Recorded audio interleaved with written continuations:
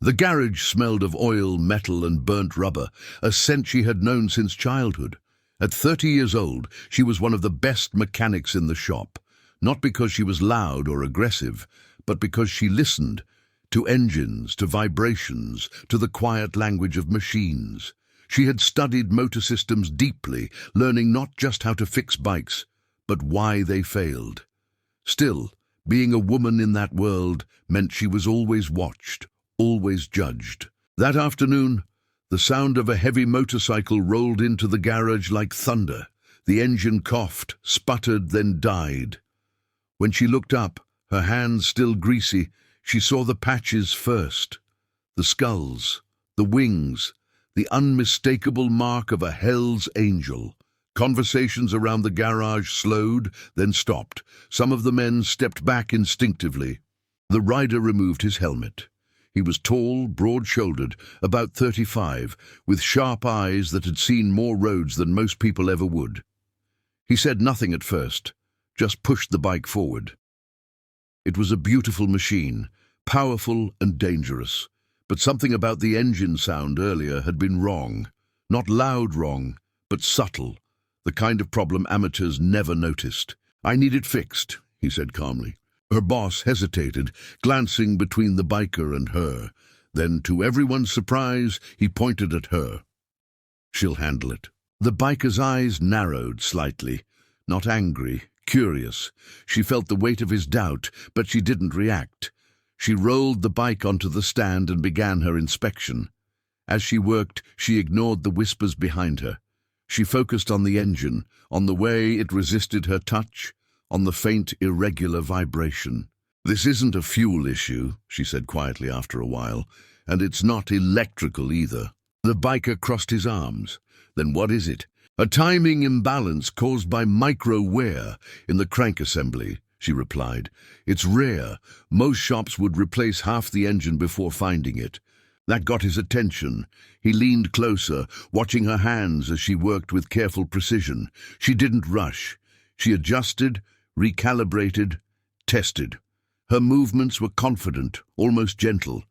When she finally started the engine again, it roared to life, smooth, powerful, perfect. The sound filled the garage. Everyone froze. The biker smiled just slightly. "You know engines." She wiped her hands and nodded. "They talk. Most people don't listen." He paid without arguing and thanked her with a firm nod. No threats, no drama, just respect. When he rode away, the garage exhaled as one. But her boss didn't. As soon as the bike disappeared, he exploded. He accused her of risking the shop, of dealing with dangerous people without permission. He said her knowledge didn't matter, that her judgment couldn't be trusted. She tried to explain, but he wouldn't listen. In front of everyone, he fired her. She walked out with her toolbox, her head high but her heart heavy. She had done nothing wrong. Yet she was punished for it. Days passed. Money grew tight. Doubt crept in during the quiet nights. Then one evening the roar of motorcycles filled the street outside her small apartment. Not one, many. She looked out the window and felt her breath catch. Hell's Angels. Neighbors watched from behind curtains. Fear spread fast. Then there was a knock on her door. Slow, respectful. She opened it. The same biker stood there, flanked by others. He removed his helmet again. "You fixed my bike," he said. "Better than anyone ever has." She said nothing, waiting. "My engine scientist took a look after," he continued. "Told me what you spotted. Most professionals wouldn't have seen it." Her surprise showed. "We're opening a private workshop," he said. "High-level machines, no shortcuts, no ignorance. We want you." She laughed softly, thinking it was a joke, but his expression didn't change. "I don't care who you ride with," she said carefully. "I care how engines are treated." "That's why you're here," he replied. News traveled fast.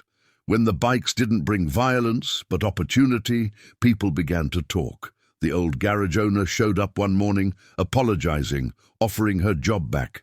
She declined politely. The new workshop was clean, advanced, and quiet.